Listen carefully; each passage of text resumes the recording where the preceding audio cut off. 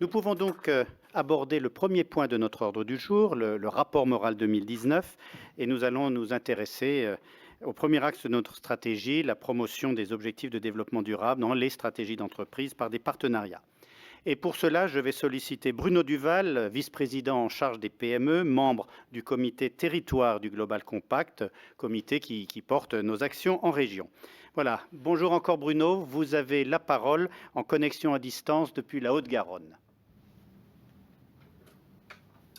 Merci Monsieur le Président. Bonjour à toutes et à tous. Pour parler territorialité, on va commencer par l'action la plus visible et la plus connue, le Tour de France. Celui-ci est très important. Pourquoi? Parce qu'on a des adhérents qui sont très présents en Île-de-France. Nous avons moins d'un tiers de nos adhérents qui sont présents en région. Il est donc très important d'en faire la promotion au niveau des territoires. Notre cible sont les PME et les grands groupes en région, que ce soit une représentation locale ou bien un siège. En 2019, nous avons réalisé 4 étapes. Bordeaux en mars, Roubaix en avril, Nantes et Nice en juin. Ça a été regroupé sur un trimestre, car on souhaitait sur le reste de l'année décliner d'autres actions. Malgré tout, sur ces 4 étapes, 300 personnes ont été sensibilisées sur les sujets de l'ODD, que ce soit des représentants d'entreprises, des représentants de collectivités territoriales ou des conseils, des gens qui tournent autour de l'ODD. Je tiens à souligner le soutien des ambassadeurs sur cette étape. 5 entreprises ambassadrices, Verpac, Essi, Damartex, Abalom et Retistex, ont fortement soutenu ces étapes avec leur réseau local et aussi l'organisation. Plusieurs autres actions ont été réalisées en région. 8 fois sur le reste de l'année, dont une significative qu'on peut signaler, c'est Pro Durable à Lyon. Où nous avons animé plusieurs ateliers et interventions lors de ce salon. Des clubs RSE, qualité, et des clubs de collectivités territoriales ont aussi été touchés par des interventions de notre part. C'était important parce que l'ancrage territorial de ces structures nous permet de sensibiliser en région. C'est une montée en cadence. Elle n'est pas finie. C'est une charge de travail importante. Il faudra s'adapter pour 2020-2021 en termes d'organisation et de moyens, et c'est en cours. Deuxième point que je souhaitais aborder, c'est les ambassadeurs, le réseau des ambassadeurs. C'est très récent, hein, ça a 2 ans. On a commencé ce programme en 2018 et ils ont été nommés pour un mandat de 2 ans, hein, un mandat initial de 2 ans. Ce sont des PME et quelques grands groupes implantés en région avec un fort ancrage territorial. Ils ont souhaité donc s'investir localement sur leur territoire avec 3 rôles. Un, soutenir le Tour de France. Donc, j'ai nommé les entreprises qui, en 2019, ont eu des étapes qui leur ont permis de s'impliquer.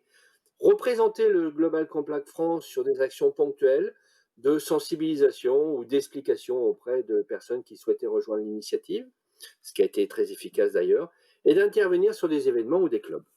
Alors, des clubs que j'ai cités d'ailleurs précédemment, mais en relais de l'équipe permanente de Paris. Nous sommes à un nombre très important d'actions réalisées par nos ambassadeurs. C'est dynamique, c'est réactif, et je les en remercie.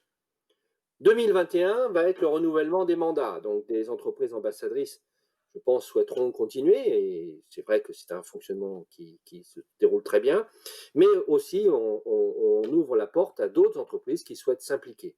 Donc ce sera fin 2020 qu'il faudra candidater. C'est l'antichambre pour permettre de se faire connaître au sein des structures et de pouvoir s'investir un peu plus tard. Donc il ne faut pas hésiter à candidater si vous souhaitez vous investir localement sur votre territoire et être un vrai relais de sensibilisation et je dirais un peu de prosélytisme de notre initiative. Le point suivant que je voulais aborder, c'est le comité territoire. Le comité territoire, c'est la structure qui permet d'animer et d'organiser tout cela en termes de moyen terme et de programmes annuels. C'est une équipe de travail qui est composée d'une douzaine d'entreprises et de permanents de l'équipe parisienne. 3 réunions ont été réalisées en 2019. On est aujourd'hui représenté par Franck David, qui est le responsable QSE de la société Oroquartz, hein, qui est notre ambassadeur, notre animateur et nous représente à l'extérieur. C'est aussi dans cette équipe, dans ce comité, que des entreprises ont souhaité organiser la première délégation à New York de petites et moyennes entreprises. Hein, et je laisserai Laurence vous en parler beaucoup plus en détail. Ça a été un grand moment. Renouvellement début 2021, tous les ans. Donc, on fait le point sur la capacité de continuer pour chaque acteur pour faire l'animation de ce comité. Des nouvelles entreprises nous rejoignent tous les ans. Donc, à partir de septembre, si vous souhaitez vous manifester, n'hésitez pas auprès de l'équipe permanente d'exprimer le souhait de participer au travail de ce comité. Voilà, il y a encore beaucoup à dire. Hein. Parce que on a la vocation et l'ambition d'aller encore plus loin. D'ailleurs, il y a une expérimentation qui est en cours, mais je laisserai Florian Burel vous en parler. Merci beaucoup Bruno, merci beaucoup de ce compte rendu et surtout du travail qui le soutient. Le sous-tend, c'est vraiment formidable. Je vous en félicite très chaleureusement, ainsi que tous les membres des comités territoires. On est vraiment dans l'action.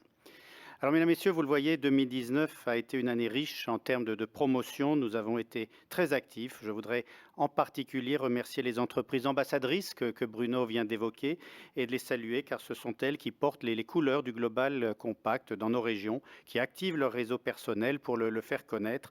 Et vous voyez les logos s'afficher à l'écran. Vraiment bravo et merci à toutes nos entreprises ambassadrices. Alors sur ce premier axe stratégique, nous travaillons aussi en lien bien sûr avec les pouvoirs publics et de nombreuses associations. Mais je vais solliciter Fela pour faire un point sur cette question. Bien sûr, André. Alors, effectivement, nous travaillons de plus en plus en lien avec les pouvoirs publics et je souhaitais mettre en avant 3 initiatives en particulier, qui ne sont pas les seules, mais qui sont les plus significatives. Il y a d'abord notre représentation au sein de la plateforme RSE. La plateforme RSE, c'est une structure qui est installée au sein de France Stratégie depuis 2013 et à laquelle nous participons, qui rassemble plusieurs types d'acteurs, organisations syndicales, les pouvoirs publics, des chercheurs et des entreprises. Et nous participons aux travaux de cette plateforme au sein du collège entreprises. Nous avons en 2019, par exemple, été co-rapporteurs d'un avis sur la prise en compte de l'égalité professionnelle des grandes entreprises françaises à l'international. C'était un avis qui avait été formulé par le ministre ministre de l'Europe et des Affaires étrangères. Donc la plateforme RSE, pour nous, c'est un lieu important où on peut avoir un dialogue avec d'autres parties prenantes, d'autres types d'acteurs. Nous avons aussi participé à une coalition qui s'appelle 10% pour tout changer. 10% pour tout changer, c'est une initiative qui émane de Christophe Itier, commissaire à l'économie sociale et solidaire et à l'innovation sociale.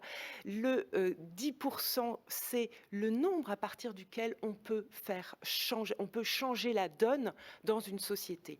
L'objectif est évidemment d'amener des entreprises toujours plus vertueuses autour de 5 grandes thématiques de promotion, de multiplication dans les territoires de l'engagement des entreprises.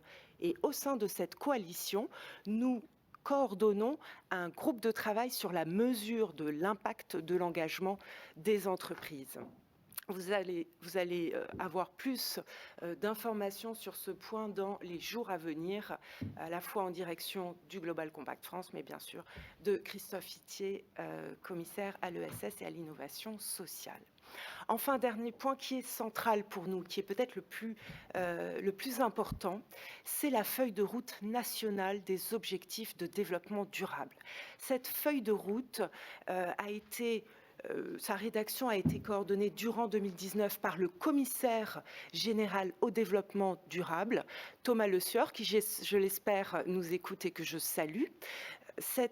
L'objectif pardon, de cette feuille de route est de tracer les grandes lignes des politiques publiques pour que la France atteigne l'agenda 2030 et contribue aux 17 objectifs de développement durable. Nous avons eu la chance au sein de ce collectif de coordonner et de piloter le groupe de travail entreprise et donc de participer à la rédaction de la feuille de route nationale que vous trouverez aussi pour ses principaux axes rappelés dans notre rapport annuel. Et donc encore une fois, ça c'est peut-être l'un des axes les plus importants pour nous qui s'inscrit dans notre promotion des objectifs de développement durable et dans notre volonté de porter au plus haut cet agenda 2030 avec l'ensemble de nos adhérents.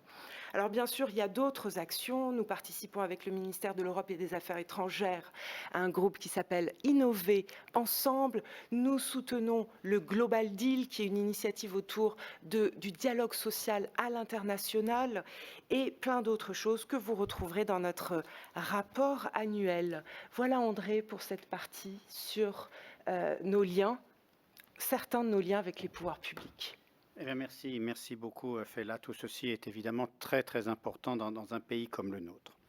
Alors effectivement, cet axe aussi a été important et nous notons que nous sommes de plus en plus identifiés, sollicités par les pouvoirs publics.